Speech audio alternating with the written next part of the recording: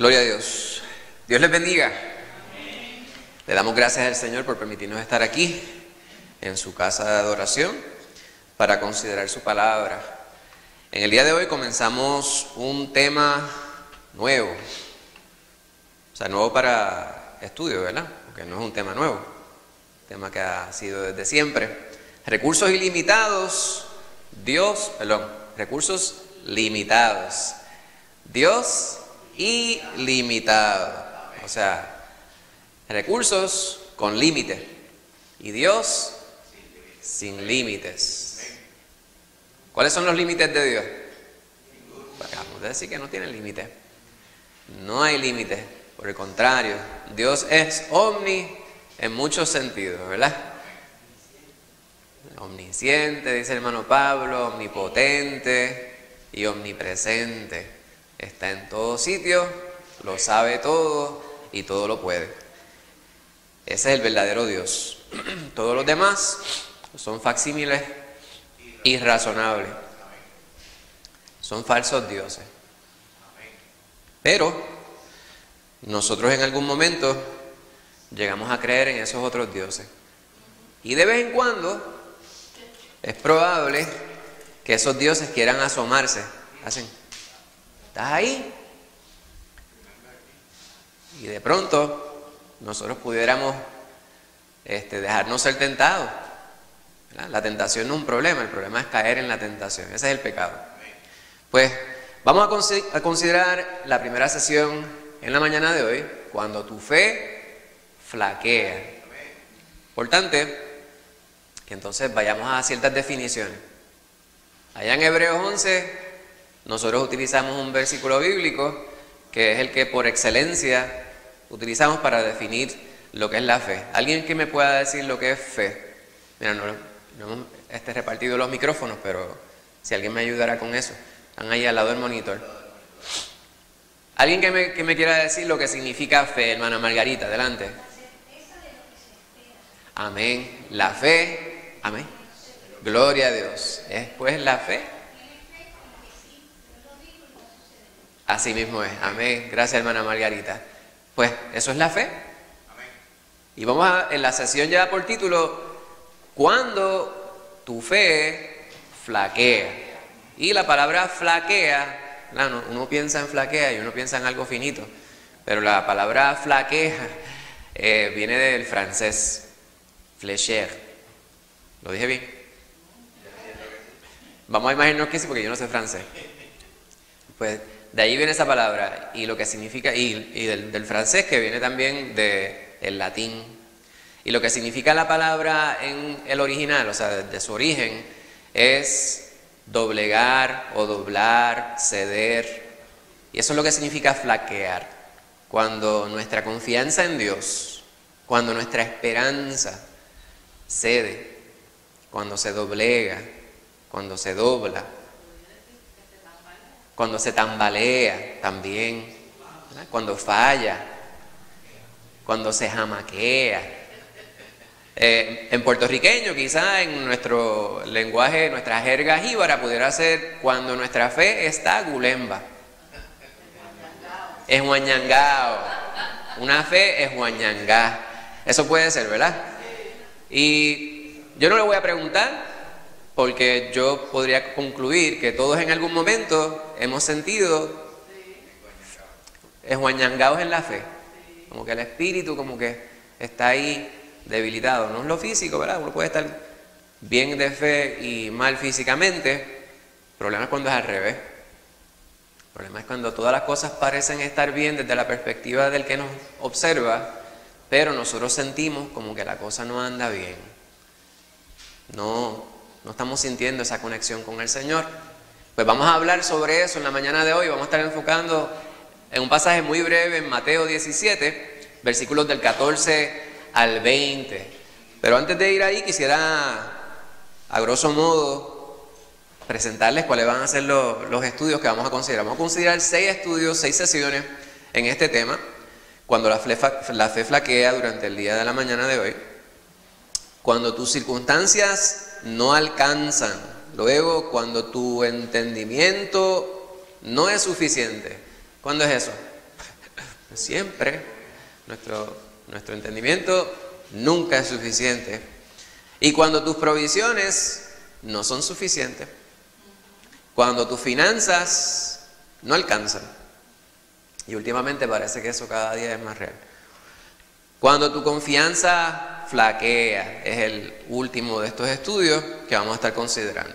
Así que van a ser unos estudios muy pertinentes, muy relevantes al tiempo que estamos viviendo y a todos los tiempos, ¿verdad?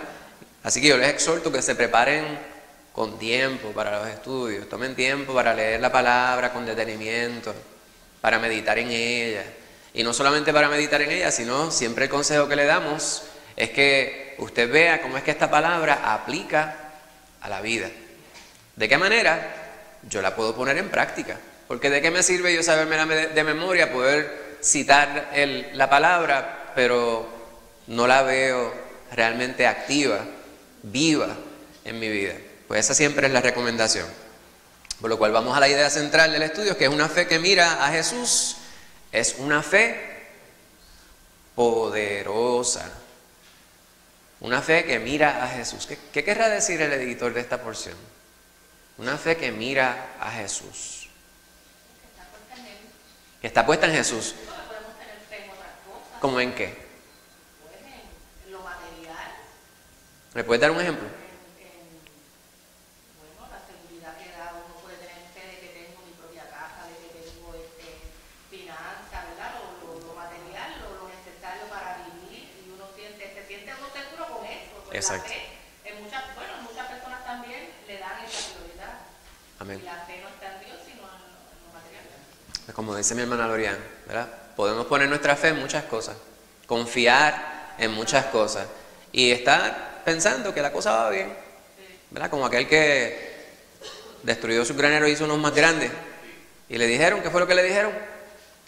Necio, ¿no sabes que hoy vienen a pedir tu alma? Exacto, ¿verdad? Y la palabra nos dice que debemos buscar primeramente el reino de Dios y su justicia. Todo lo demás, Dios lo va a añadir. Todo lo que usted necesita. Todo lo que usted necesita. No de la manera que lo define el mundo, sino de mejor manera, de la manera más completa, ¿verdad? La manera perfecta, que es la manera de Dios. Pues vamos a considerar eso a través del estudio de esta mañana. ¿Y cómo aplicamos esto a nuestra vida? Pues primeramente, las crisis prolongadas debilitan la fe. ¿Será eso cierto? Seguro, te está pasando prueba tras prueba tras prueba. Entonces la prueba no es necesariamente una crisis, pero la crisis siempre es una prueba, ¿verdad? Siempre la crisis. ¿Cómo podemos definir crisis? Situaciones extremas, difíciles, dice mi hermano Pablo, ¿verdad? Salud, relaciones interpersonales, ¿qué otras cosas? La finanza. Hay tantas cosas que son del diario. Sin embargo, cuando esas cosas no andan bien, o según nuestra perspectiva, no andan bien de manera continua, pues nosotros entramos en preocupación, en ansiedad, en el susodicho estrés. ¿Verdad? ¿Y a quién le gusta? Hay gente que dice, ya yo no sufro de estrés, ya he llegado a S5. Eso fue un chiste. Supera lo que podríamos pensar que es lo común, lo corriente, ¿verdad? Porque en la vida pues vamos a tener estrés todo el tiempo. Hay algunas personas quienes dicen que es necesario para propulsarnos en la dirección correcta. Sin embargo, hay personas quienes se estancan, hay personas quienes se detienen por tanto estrés. Pues la crisis prolongada debilita nuestra fe y desafía nuestra comprensión de Dios y la oración. Y ahí no es que impiden, fíjense que la palabra utilizada por los editores del material bíblico es que desafía. ¿Cómo es eso? Desafiar nuestra comprensión de Dios. ¿Alguien me puede decir qué es lo que usted piensa significará eso? ¿Qué es lo desafiar nuestra comprensión de Dios? ¿Cómo usted comprende a Dios? Eso es importante, ¿verdad? Porque Jesús mismo le preguntaba a sus discípulos, ¿quién dice la gente que soy yo? Y ellos decían, pues aquel, el otro. ¿Y qué dicen ustedes que soy yo? ¿Verdad? Para nosotros, ¿quién es Dios? ¿Quién es Jesús? ¿Cómo definimos eso? ¿Alguien me puede decir? ¿Alguien se atreve a decirme quién es Dios para usted? Úrsula. A Dios hay que estar relacionándose con Él a través de la escritura, porque la escritura es la que nos dice quién es Él. Nunca nosotros por nuestra cuenta vamos a poder analizar toda esa grandeza del Señor, porque no la entenderemos nunca, ¿verdad? Pero pues la fe, la confianza en Dios, pues trae más confianza, ¿verdad? Exacto, muy bien. La hermana Margarita decía que Dios es el poderoso. Amén. Pues cada uno de nosotros tiene una percepción de quién es Dios. Mi Señor y mi Salvador. Daniel.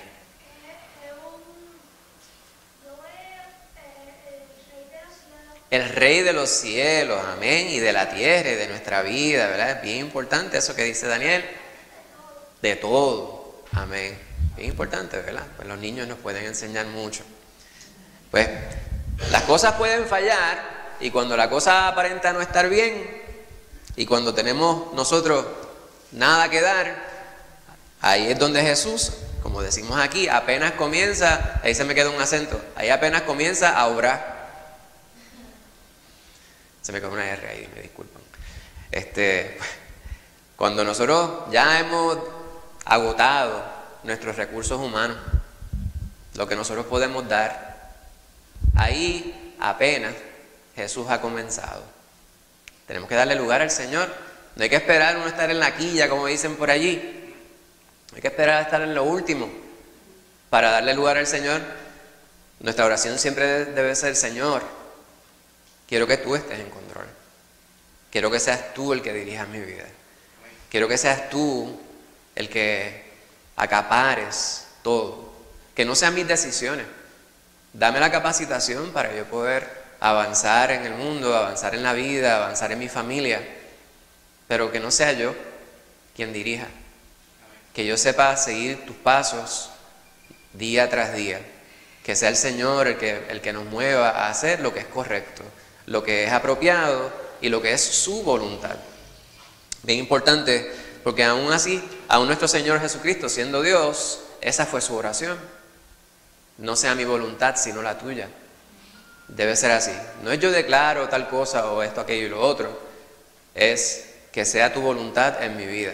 Y hay muchas instancias en las cuales suceden cosas en nuestras vidas que nosotros quizás no podemos entender y que para nosotros pudieran ser antipáticas o desagradables. No obstante, si el Señor es el que tiene prelación, o sea, el Señor que tiene centralidad en nuestra vida, entonces, si le damos prioridad a Él, las cosas irán bien. Porque Él es el que va a estar en control. Amén. Pues este es uno de los pasajes favoritos míos de toda la palabra. Yo cito mucho este pasaje, pero por lo general lo hago en la versión que presenta Marcos, porque hay unos detalles allí que no están presentados en Lucas y en Mateo. Y ahorita vamos a ir ahí a esa porción para ver. Bueno, trataré de ser breve, pero vamos a ir directo al grano, viendo cuáles son los detalles importantes que el Señor quiere que nosotros consideremos en su palabra. Amén. Necesito un voluntario que me lea Mateo 17, versículos 14 al 16. Alguien de manera voluntaria, hermano Pablo, muchas gracias.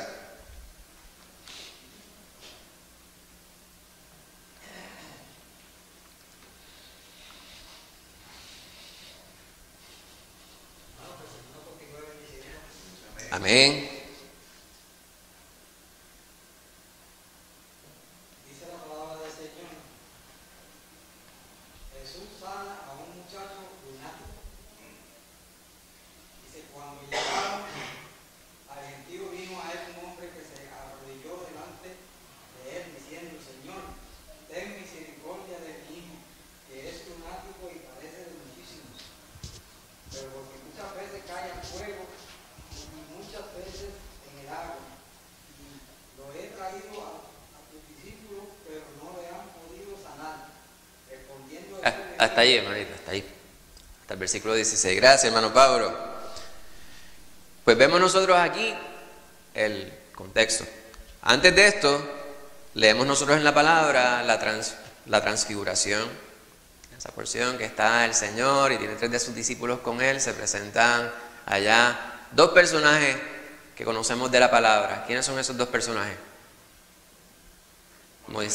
Esa fue la pregunta que nunca me hicieron ayer durante la actividad. Y yo la estuve contestando, pero nunca vino esa pregunta. Pensaba que iba a ser la primera pregunta. Moisés, ¿y quién era el otro? Elías. Moisés y Elías, me dicen acá, ¿verdad? Y obviamente hay personas quienes dicen, pues, la ley y los profetas. Pero eran esas 2 personas. Pudieron haber sido 2 otros que el Señor hubiese escogido, pero esos fueron los 2.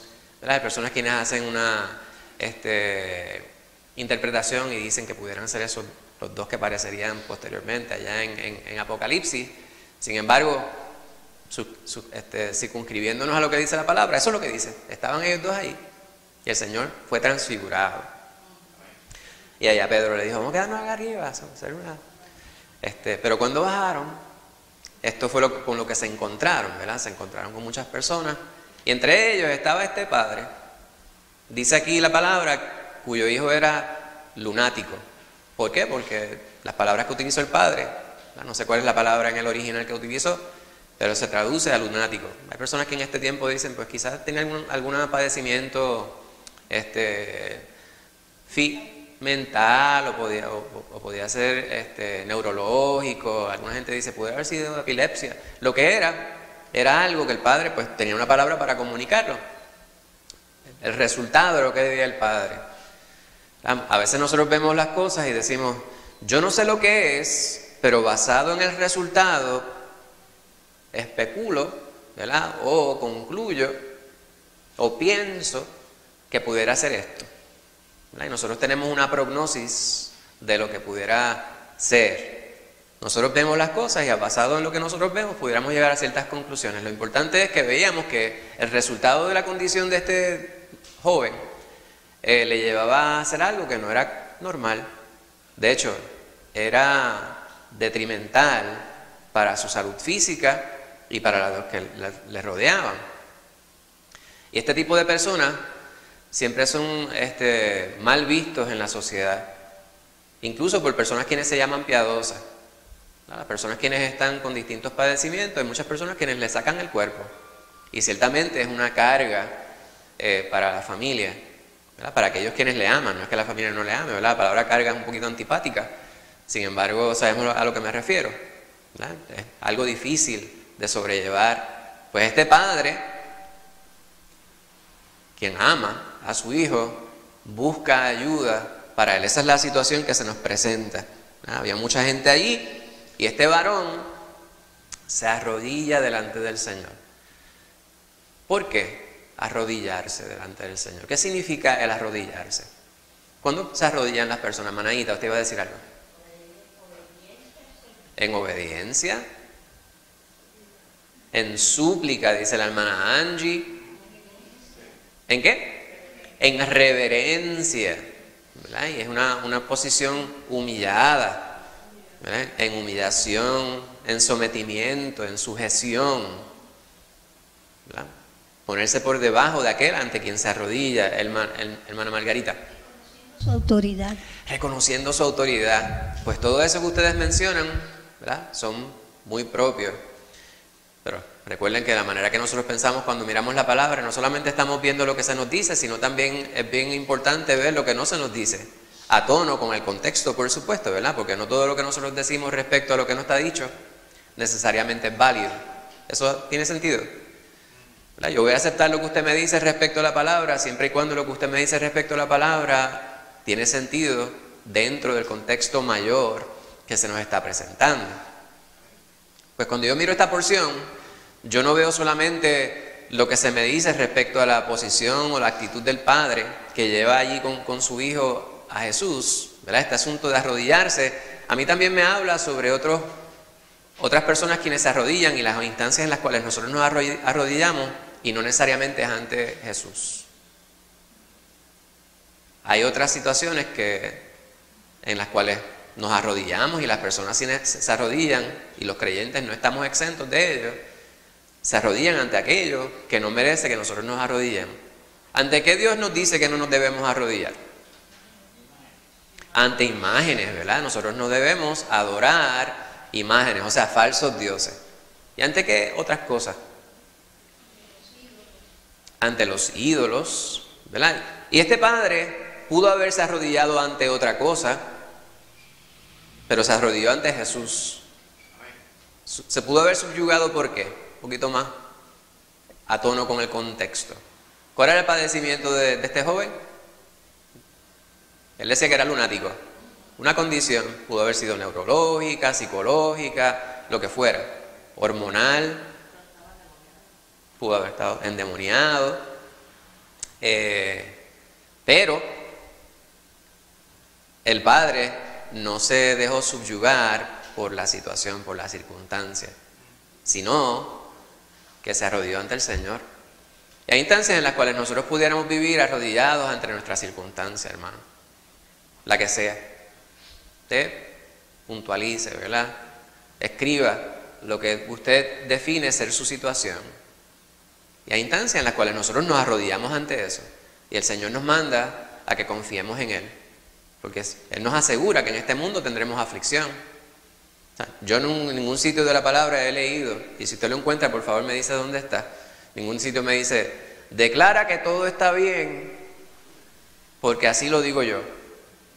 No, el Señor dice, en este mundo tendréis aflicción, pero confiad, porque yo he vencido al mundo. Pues nosotros podemos vivir en confianza porque sabemos en quién nosotros hemos creído. Hemos creído en el Dios de los cielos, ¿verdad? Como dice Daniel, el Dios de toda la creación, el Dios de nuestras vidas, y nosotros le proclamamos como Rey y Señor de nuestras vidas. Pues este varón va y se arrodilla ante el Señor, y como ustedes estaban puntualizando, él le pide al Señor que tenga misericordia, ¿verdad? Si nos vamos palabra por palabra, pues nos tomaría toda la mañana ver, porque hay tantas palabras tan poderosas aquí. Él está pidiendo al Señor que tenga misericordia. ¿Cuál es la diferencia entre la misericordia y la pena? La lástima. Amén. La misericordia nos lleva a actuar. Y él le pide al Señor que tenga misericordia de su hijo. Y le dice que es lunático. En distintos lugares pues la interpretan de diferentes maneras. No vamos a entrar en ese detalle, pero sabemos cuál era el resultado de lo que estaba aconteciendo en su vida. Y él le dice, y hay muchas situaciones que le están pasando.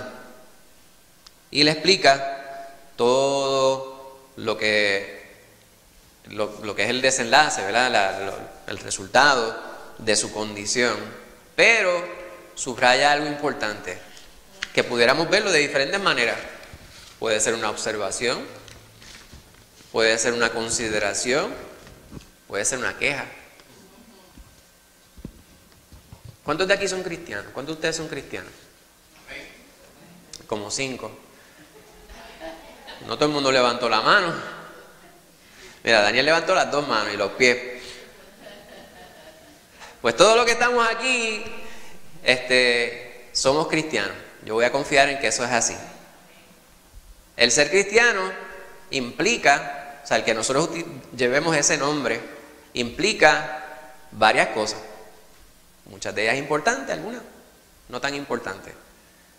Pero si ustedes le preguntaran, ¿qué es lo más importante que significa, en breves palabras, ser cristiano? Si ustedes le dijeran, tienes un límite de palabras, 5 palabras. ¿Cuántas palabras? 5 palabras. La menor cantidad de palabras que usted necesite para poder decir qué es lo central o más importante de ser cristiano. Ahí, su poder de condensación es importante. Usando la menor cantidad de palabras, hermana Angie. Testimonio. Muy bien. Pues,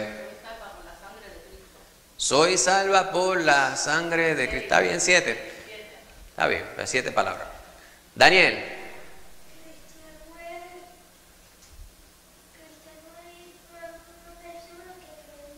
Amén. Una persona que cree en Dios. Amén.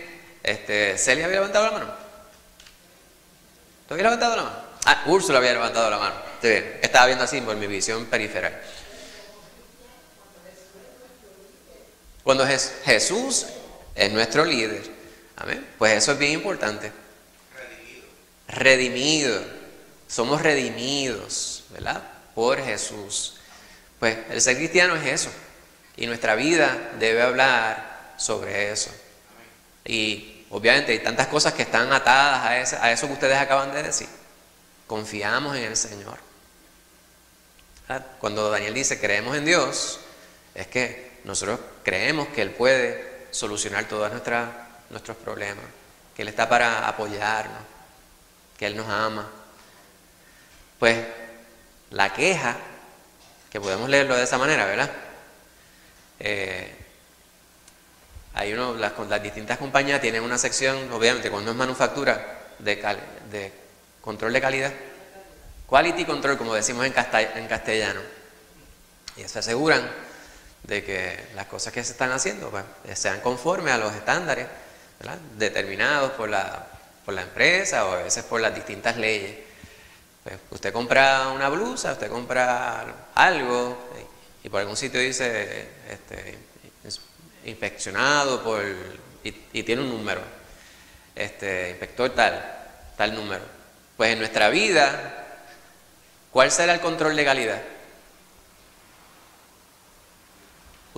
La contestación pudiera ser variada. ¿Cuáles son algunos agentes de control de calidad en nuestra vida? El más importante, el Espíritu Santo, el más importante. Mora en nosotros, y si usted no está obrando conforme a lo que el Señor le demanda de usted, el Espíritu Santo se contrista, le redarguye, le deja saber que algo no anda bien. Prende la luz roja, se prende el check spirit. Nosotros tenemos el check spirit, se le prendió la lucecita de check spirit, le colocan, usted se conecta, ¿verdad?, a la computadora que está aquí, a ver qué es lo que anda, cuál es el código. Pues así suele ser. Pero también hay unos que usted pensaría menos probable, pero están continuamente identificando. Y nosotros hemos hablado de esto mucho, ¿verdad? Las personas, incluyendo aquellos quienes no son creyentes, están mirando y dicen, pero ven acá, esta no es la esposa del pastor, que anda por ahí dándole corte de pastelillo a medio mundo en la calle, ¿verdad? La gente espera algo de nosotros. ¿Usted se ha dado cuenta? Estoy seguro que a todos aquí, quienes conducimos, en algún momento alguien le habrá dado un corte de pastelillo y usted en la parte de atrás dice, mi Dios está pasado. O tiene los rosary beads, ¿verdad? ¿El qué? Dios es mi piloto, mi copiloto.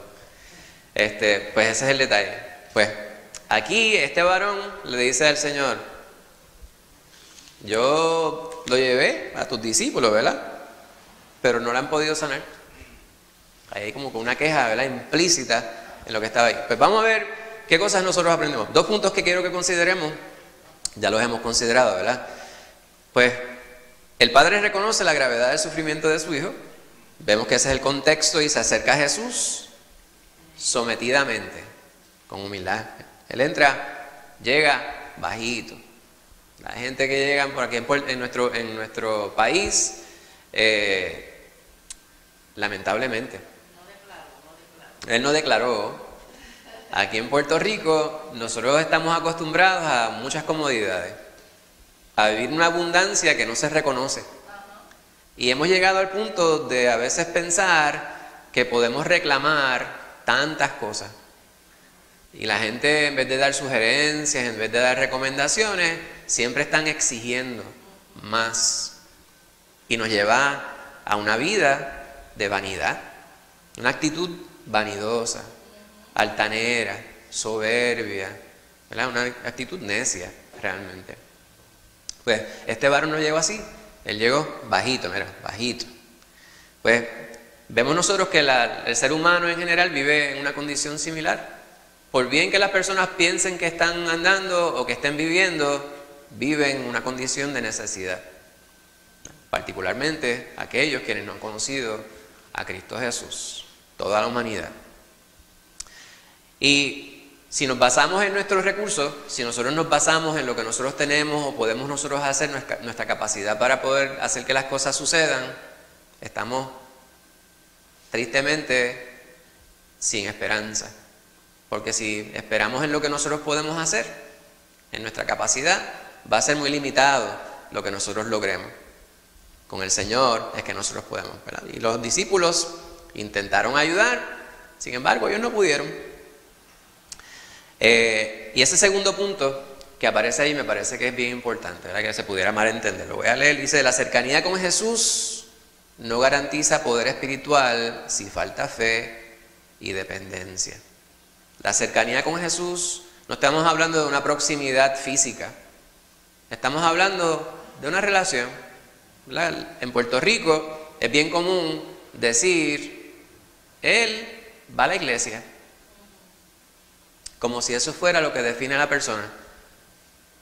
Usted puede ir a la iglesia, simpatizar con la iglesia, y de hecho usted puede estar de cabeza en la iglesia todos los días, pero si en usted no está el Espíritu Santo, es como si cualquier cosa. Pues tiene que haber una dependencia en y del Señor, y tiene que haber fe, como lo definimos ahorita, ¿verdad? Hermana Margarita nos definió puntualmente lo que es la fe. Pues aquí vemos nosotros qué es lo que va a suceder en el resto del pasaje que vamos a considerar. Una pregunta que resume un poco lo que hemos estado considerando en estos primeros 3 versículos. ¿Qué nos enseña este pasaje bíblico sobre nuestras limitaciones y la importancia de acudir a Jesús cuando otros recursos fallan? ¿Qué nos enseña este pasaje sobre las limitaciones y sobre la importancia de acudir a Jesús? Hermana Angie, ¿te iba a decir algo? Yo entiendo que la fe, como dice, es lo que se espera. Yo digo que se espera, es saber esperar. Y la confianza en el Señor, que en el momento que lo entienda conveniente, Él va a responder. Amén, amén, ¿verdad? Hay cosas que nosotros no podemos hacer. Tenemos limitaciones. Amén. Hermana Margarita, usted levantó la mano. Cuando tenemos una circunstancia difícil, tenemos que desenfocarnos de todo y poner nuestra mirada, nuestra confianza verdadera de corazón en el Señor. Amén. Cuando estamos en un peligro inminente, si queremos de corazón que el Señor nos ayude, nos ayuda. ¿Cuán importante les parece a ustedes que es tomar esto en cuenta en el tiempo que estamos viviendo? Difícil. Pero ¿cuán importante les parece que es esto? Es mucho más necesario. Es más necesario, ¿verdad? Todo el tiempo vemos situaciones difíciles, vemos que las situaciones cada día los ánimos se van caldeando en distintos lugares, ¿verdad? Y las personas están enfocadas en lo que están alrededor, cosas que nosotros no podemos controlar. Y si somos sinceros, nada lo podemos controlar. No nos podemos controlar nosotros mismos en muchas instancias, ¿verdad? Usted dice, ahora está en la tecnología. Tengo el pulso. Ahora mismo no me quieres. No tengo pulso, estoy muerto. Así hace poco yo fui al supermercado, me pasé por debajo de una de esas máquinas que dice el precio. Descubrí que no valgo nada.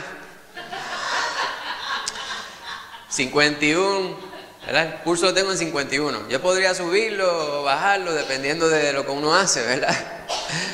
Pero si de momento yo miro el CBC, los resultados del CBC, el colesterol está en tanto. Te dice, pues, con la dieta. Hay personas quienes de momento hacen ciertas dietas que se supone que les baja el colesterol y se quedan con el colesterol trepado. Necesitan un medicamento para poder controlarlo. Ciertas cosas nosotros pensamos que lo podemos controlar, pero no estamos en control de nada, hermano. Pero qué bueno cuando nosotros reconocemos que no tenemos que estar en control. No es que usted viva descontroladamente, ¿verdad? Es que usted ponga todo en las manos del Señor. Haga la parte que le toca. Si usted está hablando de la salud, pues sea responsable con lo que usted consume. No sea exagerado, pero coma. No deje de comer, excepto cuando lo va a hacer para leer la palabra y estar en comunión con el Señor. Pero ¿saben lo que estoy diciendo? Pues nosotros tenemos muy poco control de las cosas que suceden. Hoy en día, los Estados Unidos están enviando las fuerzas navales para el Caribe y eso es lo que se habla. ¿Habrá una invasión en Venezuela? ¿Y cómo nos afectará eso a nosotros? Esta mañana, ¿verdad? Yo repasando notas, Estoy viendo que allá en Siria un francotirador de ISIS mató a 2 soldados estadounidenses. Mató a 2 soldados y a un intérprete civil e hirió a 3 soldados más. Eso va a tener unas repercusiones. Las personas rápido levantan bandera y todo el mundo está preocupado de cómo esto va a afectar y se van a movilizar las fuerzas militares y qué va a suceder. Allá en Australia, ayer hubo un tirador activo en una de las playas allá, durante el tiempo que se empieza a celebrar Hanukkah. Mató a 12 personas, 29 más están heridas, y usted se pone a pensar y dice, ¿cómo es posible que estas cosas continúen? Todos los días va a suceder estas cosas, hermano. Usted y yo, ¿qué podemos hacer? Lo que nos corresponde. Esto que estamos haciendo. Y confiar en el Señor. Nuestros recursos son limitados, pero servimos al único Dios. Y los recursos de Él son ilimitados. Amén. Versículos 17 y 18. David, ¿tú podrías leer eso bien fuerte desde ahí?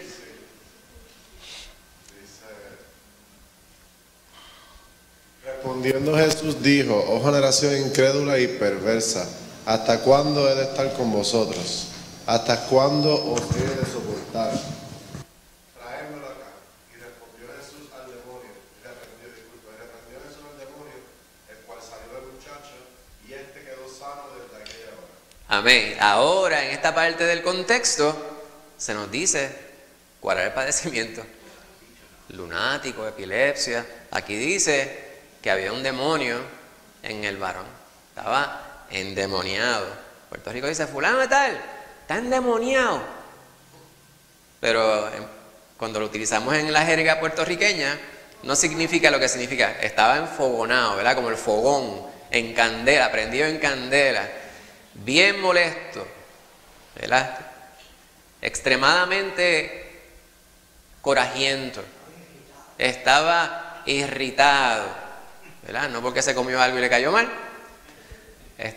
Muy molesto, angry, como dicen en el campo. Pues en este caso sabemos cuál era el padecimiento de este varón. Era debido a que estaba endemoniado, un demonio que le estaba poseyendo. Ahora el Señor, y la coloqué en rojo, lo que dice Cristo Jesús. Allí subraya su indignación. ¿Qué significa estar indignado? Estar molesto, frustrado. Cuando uno se indigna, cuando hay cosas que están sucediendo y usted se sorprende de que esas cosas estén dándose de la manera que se están dando, cuando usted entiende que las personas deberían saber mejor, ¿verdad? Deberían saber exactamente cómo actuar y están actuando distinto. Yo trabajo con jóvenes y yo les doy un esquemático de lo que ellos tienen que hacer todo el semestre, ¿verdad? Hay una que tuvo que sufrir eso muchas veces. Desde el primer día hay estudiantes que me dicen que están felices porque saben lo que tienen que hacer desde el primer día hasta el último día. No hay excusa. El primer día, esta es la unidad que vamos a cubrir. Estas son las páginas que tienes que leer. Y te tienes que atener a que va a haber una prueba corta, que va a haber una asignación y estar allí. Entonces, un estudiante se ausenta y al día siguiente regresa y me dice, ¿qué hicimos la clase pasada? Y yo siempre, pues yo he desarrollado, después de 32 años en el magisterio, yo ya le contesto, ¿verdad? Como si cualquier cosa. Pero no sin antes decirle, ¿sabes que en el prontuario hay una tabla donde está la contestación a tu pregunta?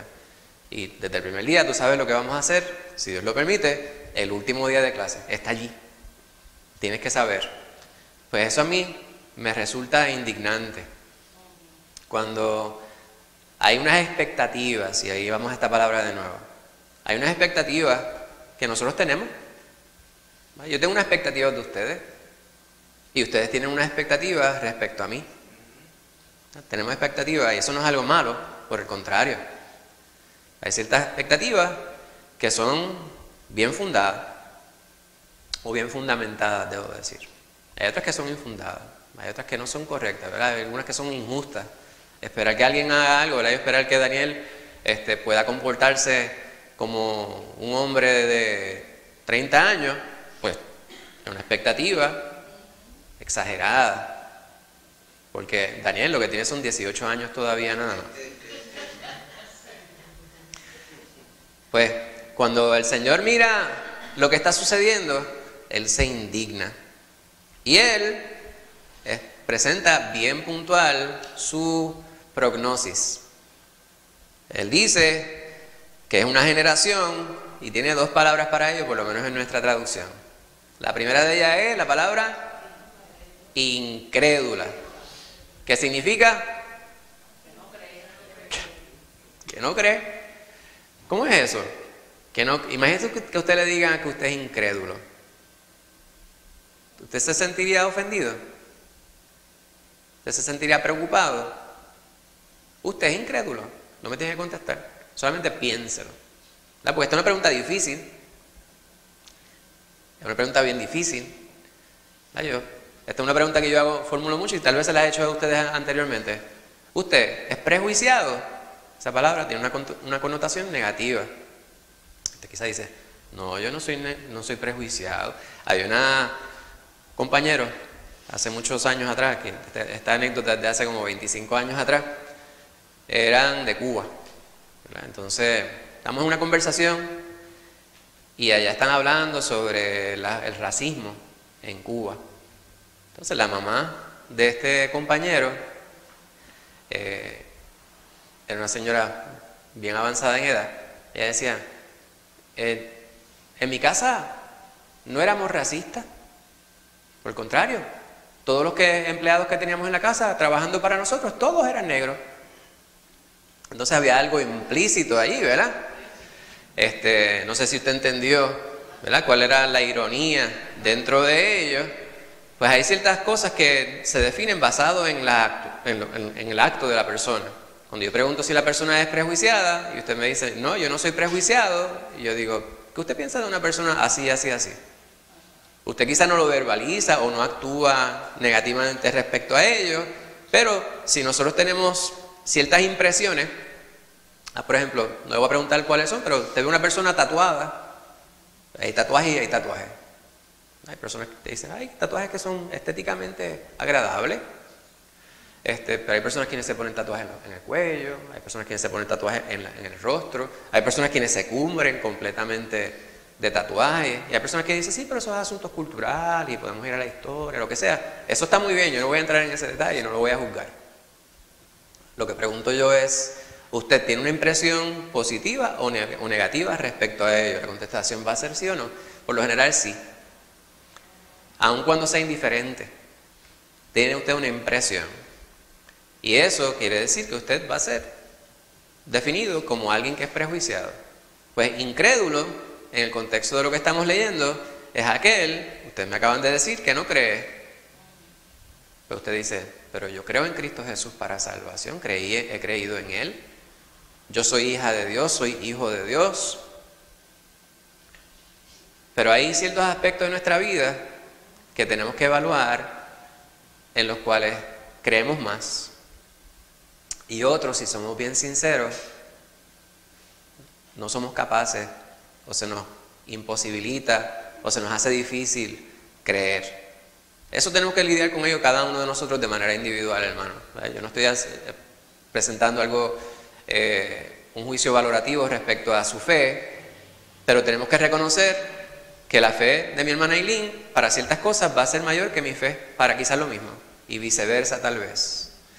Pues esto es bien importante que lo consideremos, ¿verdad? Que no seamos ilusos, que nosotros no pensemos que tenemos algo que realmente no tenemos. Pues el Señor hace esa observación, hace esa prognosis, ¿verdad? Hace esa evaluación, esa conclusión. Y dice, y perversa, y esa palabra es más fuerte todavía. No solamente que no creen, sino que hacen el mal.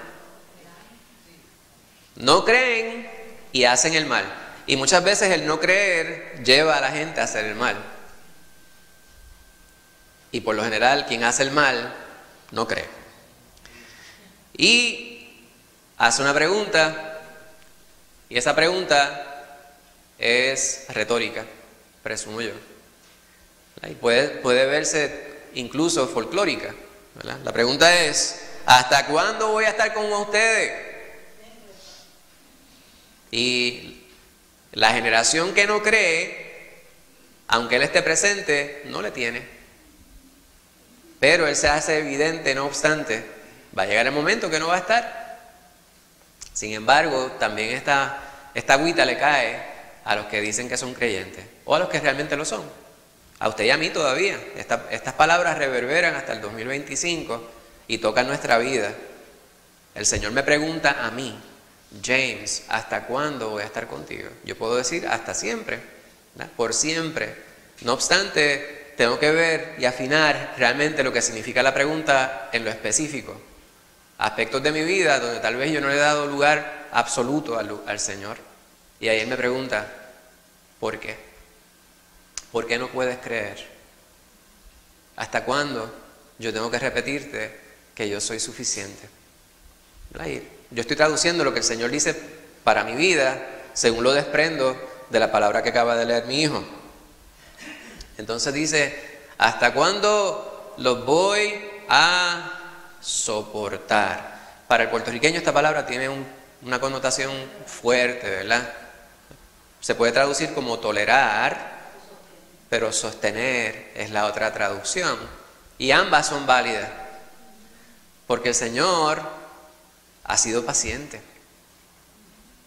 con toda la humanidad. Aquellos quienes insisten en su perversidad, en su incredulidad, la palabra dice que va a haber un momento en que eso se va a acabar. Pedro dice que el Señor quiere que todos procedan al arrepentimiento. No obstante, eso tiene su límite. ¿Cuándo? Pues el Señor solamente sabe. Y tan pronto hizo este señalamiento, esta observación, procedió Él a realizar la sanidad y sacó el demonio de este varón. Daniel, ¿te ibas a hacer una pregunta? Pues vemos nosotros que el Señor está indignado. Él está completamente afectado por la observación que Él hace de las personas quienes están en derredor. A mí realmente me interesa saber qué es lo que dice la palabra y entender la historia. Sin embargo, me parece que es más importante que nosotros consideremos la historia y la apliquemos a nuestra vida. Continuamente, cada vez que yo veo la palabra y veo una situación, aunque sea un detalle histórico que estoy leyendo, yo digo, ¿dónde estoy yo plasmado ahí? ¿Dónde está mi fe? Yo, ¿cuál personaje allí, con cuál de los personajes que están allí más me identifico? Yo, ¿soy el padre de ese muchacho, o soy uno de los discípulos, o soy uno de los espectadores? Jamás voy a ser Jesús. Esos zapatos nos quedan demasiado grandes a cualquiera de nosotros. Pero todos los personajes que están allí, ¿con cuál nos identificamos? Lo que el Señor está diciendo, ¿aplica a mi vida? Todas esas preguntas es necesario que nosotros las consideremos a medida que nosotros vamos viendo la palabra. Es bien importante. Pero si algo que queda meridianamente claro o expresado dentro de este pasaje bíblico es que el Señor está indignado por la actitud de aquellos quienes deberían saber mejor. Pues ahí es donde debemos colocarnos nosotros. Y ya dejar de preguntarnos, ¿dónde es que estoy ubicado yo? Si no, debemos tomar una decisión firme en decir, yo no quiero que el Señor se indigne conmigo. El Señor tiene una expectativa de mí, hermano, de todos nosotros. El Señor espera que nosotros podamos confiar en Él plenamente, que nuestra vida hable claramente respecto a esa confianza que tenemos en Él, que nosotros no somos incrédulos, que nosotros no somos perversos. El Señor quiere ver en nuestra vida que nosotros le vemos a Él como suficiente para todas nuestras circunstancias. Pues debemos proponernos tomar acción de que nuestra vida sea eso, hermano. No se trata de que nosotros vamos ahora a pretender ganarnos la salvación por obras, no. Es que reconocemos que el Señor nos ha dado la salvación por gracia, pero nosotros estamos llamados a buenas obras. Pues nuestra vida todos los días debe ser estimulada por el Espíritu, por la palabra, por nuestra confianza en el Señor, en actuar conforme a que esa verdad es así. Pregunto, para resumir esta porción e ir a la última parte del estudio. La pregunta es, ¿qué nos revela la reacción y la autoridad de Jesús en este pasaje sobre la fe que Él espera de nosotros. ¿Alguien que quiera contestar esa pregunta o darnos una idea de lo que usted piensa? ¿Qué nos dice la manera que reacciona Jesús y su autoridad sobre lo que espera Él de nosotros respecto a nuestra fe? Él espera más. Espera más. El día que usted piense que tiene suficiente fe, ese es el día que usted se estanca, se aplatana. Aplatanarse, yo nunca había pensado bien, ¿verdad? Quedar como un plátano. Quedar aplatanado, queda allí, estático, inmóvil, estancado, ¿verdad? Quedó allí, no tiene crecimiento, hermana Margarita. Y tenemos un llamado para crecer en la fe. Amén, amén. Que mientras más conozcamos al Señor, más fe vamos a tener. Amén. Pues esta última porción que vamos a leer, utilizando como pie forzado lo que me dice mi hermana Margarita, nos lleva a la conclusión del estudio, que son los últimos dos versículos, versículos 19 y 20 del capítulo 17, y ahí el Señor habla precisamente sobre eso, sobre la cantidad de fe o el tamaño de nuestra fe y el poder que tiene la fe en nuestra vida. Hermana Lorian, ¿usted podría leer esa porción bien fuerte? Viniendo entonces los discípulos a Jesús aparte, dijeron: ¿por qué nosotros no pudimos echarlo fuera? Jesús les dijo: por vuestra poca fe, porque de cierto os digo que si tuvierais fe como un grano de mostaza, dijereis, ¿verdad?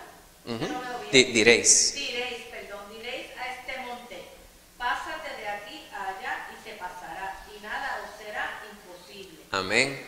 Tú le dirías a esa montaña: muévete, muévete. Tú le dirías a esa montaña: muévete, muévete. Y esa montaña se moverá, se moverá, se moverá. Y esa montaña se moverá, se moverá, se moverá. ¿Cuál es la montaña que está en nuestra vida, verdad? La montaña que está ahí en su vida es real. Esa situación que a usted le afecta, que a usted no le permite estar tranquilo, que no le permite estar en paz, que no le permite sentir plena comunión con el Señor, eso es una montaña, eso es un obstáculo. Y todas esas cosas el Señor quiere que usted las desenfatice y que enfatice en Él. Ponga énfasis, ponga confianza, que el centro de su vida, de su atención, sea el Señor. Que pueda usted vivir de esa manera. El pasaje paralelo en Marcos, al cual yo me refería en la introducción al estudio, la porción previa, ¿verdad?, a esta pregunta que le formulan los discípulos, cuando el Padre se acerca al Señor Jesús, el Señor Jesús le dice: si puedes creer, al que cree, todo le es posible. Que mucho le gusta a la gente citar este pasaje bíblico, porque lo sacan fuera de contexto. Y es como si aplicara a todo. Al que cree, todo le es posible. Pero el Señor está hablando sobre un tipo de creer específico, no como el que dice Santiago, ¿verdad? Ya en Santiago nosotros conocemos un pasaje que él dice: pues, los demonios también creen y tiemblan. Los demonios creen, pues seguro, y están seguros de que Jesús es.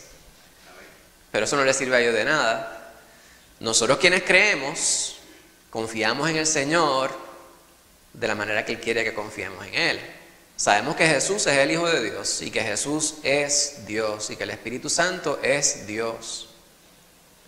Y es importante que nosotros le demos lugar al Señor, reconociendo nuestras limitaciones. Por eso yo miro este pasaje bíblico, el que está en Marcos, y entiendo lo que nos está diciendo la palabra allí, ¿verdad? El versículo 24, en el capítulo 9 de Marcos, el padre del muchacho clamó y le dijo: creo, ayuda mi incredulidad. Hermano, no podemos estar sobreconfiados jamás respecto a la fe. El que usted reconozca que usted tiene limitaciones, eso no es un pecado. Eso es lo que lleva a muchas personas a declarar. Es una falsa creencia, una falsa confianza en el Señor. Por eso dicen, yo declaro tal cosa. Cuando yo lo declaro es que estoy poniendo toda mi confianza y no estoy dudando de ninguna manera.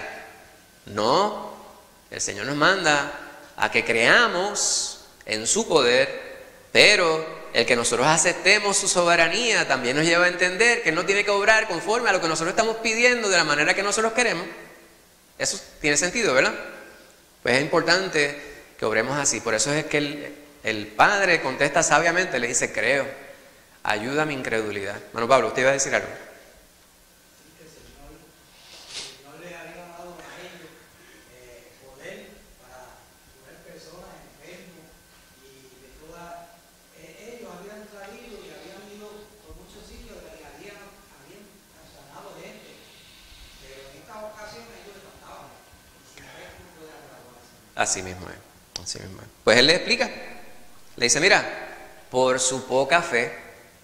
Entonces aquí la poca fe no es el tamaño de la fe. Y esto es algo que nosotros a veces cuando decimos poco, mucho, estamos pensando en cantidades. Él dice, si tuviera fe como un grano de mostaza. El pastor hace poco nos estaba dando una ilustración y enseñó incluso unas visuales. Entonces usted dice, como un grano de mostaza, él puede mover una montaña. Imagínense ustedes si yo tuviera fe como una pepa de aguacate.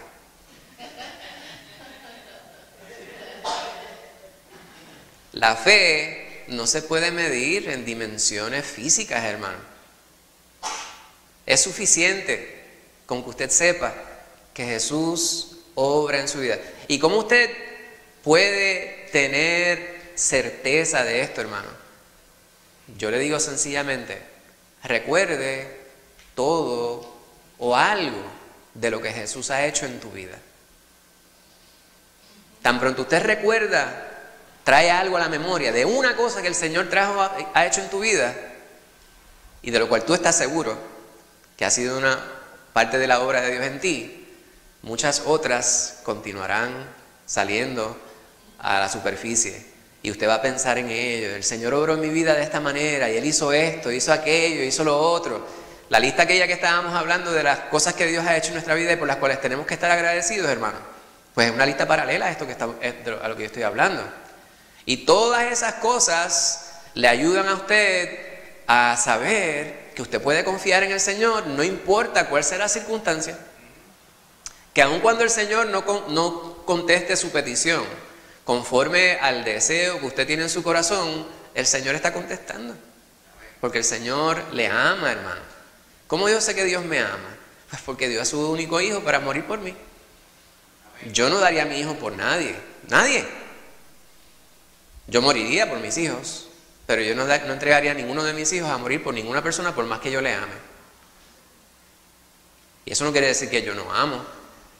Por eso es que el amor de Dios por nosotros es un amor inmerecido primero, pero es bien difícil, hermano, de comprender con nuestras limitaciones humanas.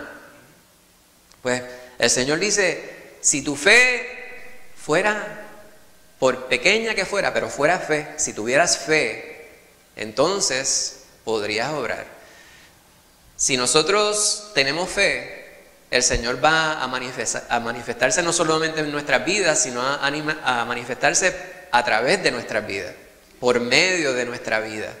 Pero es necesario confiar en Él, estar sometidos completamente. Eso tiene sentido, hermano, porque eso es lo que me parece que la palabra nos está diciendo. Él le dice a los discípulos, nada les va a ser imposible si ustedes pueden confiar, si ustedes tienen fe. Bendito sea el Señor. Con esto terminamos, hermano, ¿verdad? La pregunta de los discípulos y por qué ellos fracasaron. Le preguntaron, ven acá, ¿y cómo? ¿Por qué tú pudiste y nosotros no? Y Él les explicó brevemente. ¿Qué les faltaba a ellos?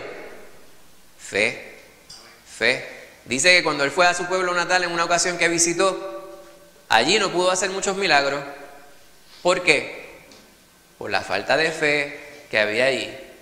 Él dice, no hay profeta sin honra, sino en su propia tierra y entre su propia parentela.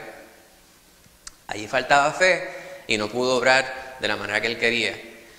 Y es necesario que nuestra fe esté bien centrada en lo que realmente merece nuestra atención para que el poder de Dios se pueda manifestar en nosotros. Gloria a Dios. Preguntamos una última pregunta en esta porción, vamos a los puntos de resumen y vamos terminando. ¿Qué significa para ti tener una fe como un grano de mostaza en las dificultades que enfrentas durante el tiempo presente? Quizás una pregunta para llevarnos y meditar en ella, o podemos considerarlo de manera general respecto a los tiempos que estamos viviendo. ¿Qué significará eso? Tener fe como un grano de mostaza en estos tiempos. Adelante. Me adelantaba de la mostaza, que yo pienso que eso más que espera Jesús puede ser tan pequeño como un grano de mostaza. Exacto. Porque él le dijo que eran de pocas fe. O sea que él espera más, pero este más no es que tiene que ser una pepa de aguacate. Muy bien, muy bien. El Señor tiene una expectativa respecto a nuestra confianza en Él, ¿verdad? ¿Alguien más? Hermana Margarita.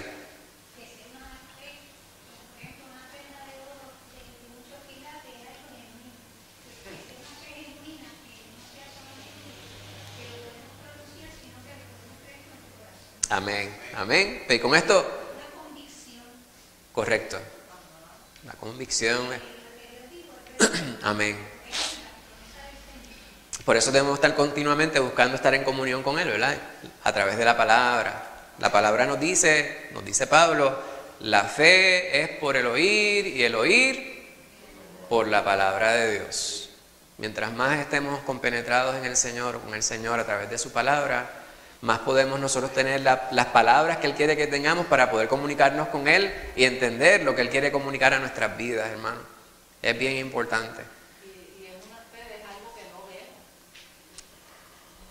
Exacto. Es algo que no lo vemos, pero nosotros estamos acostumbrados a poner nuestra fe en lo que vemos. Amén. Amén. Y ahí es que entonces vendría que cuando nos ahogamos en las dificultades que nosotros estamos viviendo. Amén.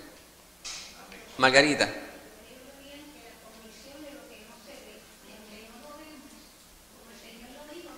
Gloria a Dios. Hermana Eileen.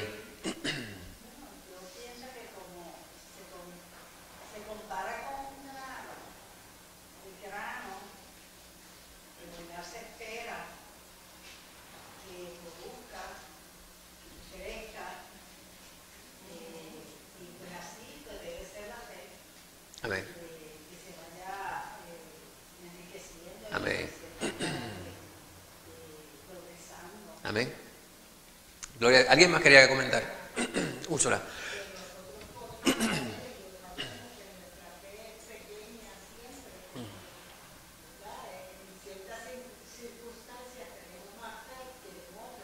Correcto.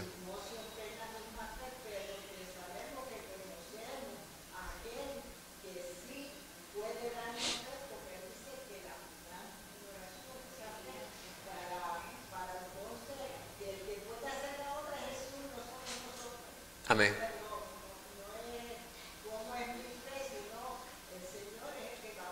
Correcto. No descartamos nuestras capacitaciones o nuestras capacidades para hacer ciertas cosas, sin embargo no vamos a depender de nuestra capacidad en lo absoluto, sino que el Señor es suficiente para poder obrar en nuestra vida de la manera que es perfecta. Pues en 3 puntos resumimos. Primeramente, la condición humana es una desesperada, ¿verdad? Es una que es contraria a lo que Dios quisiera, y es necesario que nosotros reconozcamos cuáles son nuestras limitaciones. El Señor ve que es la falta de fe en la humanidad, la iglesia no estando exenta de muchas veces reflejar esta falta de fe, y esto le resulta indignante al Señor. Pero el Señor no es de los que se queja y ya. El Señor señala la falta y obra sobre la misma, subrayando y puntualizando su soberanía y su gran poder. Y encima de eso, el Señor nos corrige, nos enseña, nos instruye, nos educa respecto a su expectativa. ¿Qué es lo que el Señor espera de nosotros, hermanos? Pues que nosotros confiemos en Él, que nosotros creamos en Él para lidiar con todas las circunstancias que tenemos que enfrentar en el diario. Bendito sea el nombre de Dios. Hasta aquí nos ha traído el Señor en este estudio, hermano. La semana que viene estaremos considerando la sesión número 2 en el tema recursos limitados, Dios ilimitado. Vamos a estar viendo la sesión número 2 que lleva por título Cuando tus circunstancias no alcanzan. Y vamos a estar viendo unos pasajes breves en el 2 de Corintios, carta de Pablo a esa iglesia. Le invito a que tengamos una palabra de oración y damos por terminado el estudio de la mañana. Santo Dios y Padre Celestial, te bendecimos y te damos gracias por tu gran poder, por tu obra en nuestras vidas. Gracias por tu palabra, las cuales has preservado hasta el día de hoy, de modo que esta venga a ser bendición para nuestras vidas. Te imploramos, Señor, que la grabes en nuestro corazón, en nuestras mentes, y nos des la entereza, el denuedo y la sabiduría para poder obrar sobre ella conforme a lo que tú demandas en nuestras vidas. Ayúdanos, Señor, a reconocer nuestras limitaciones, pero a no permitir que nuestras limitaciones sean las que definan nuestras vidas. Que lo que define nuestras vidas sea nuestra confianza en ti, nuestra fe. Ayúdanos a ser realistas, mi Señor, y a ponernos en tus manos y a hacer un autoanálisis, viendo cuáles son aquellas áreas de nuestra vida en las cuales no tenemos fe o no tenemos suficiente fe y no te reconocemos a ti como el Señor. Te bendecimos, Padre, y te pedimos perdón porque sabemos que en algún momento te fallamos, te hemos fallado, y esto es a diario, mi Señor. Ayúdanos, Padre amado, a reconocer estas instancias y a vivir como quien procura en cada momento agradarte. Ayúdanos, Padre Santo, a confiar más en ti todos los días, Padre Santo, a compenetrarnos más contigo en la lectura de tu palabra, en la oración, y que podamos ver tu gran poder obrando sobre nosotros y sobre todo aquel y todo lo que nos rodea y todo lo que tú has puesto en nuestras manos para hacer. Gracias, Padre Santo, por el día de hoy. Gracias por mis hermanos preciosos quienes se dan cita en este lugar. Nos ponemos en tus manos. Te pedimos que seas propicio a nuestra necesidad. Escudriña nuestro corazón, Señor, nuestras mentes. Si hubiera algo allí que a ti no te agrada, que tú no quieres porque nos impide tener comunión contigo, arráncalo, Señor, y lánzalo al fondo del mar.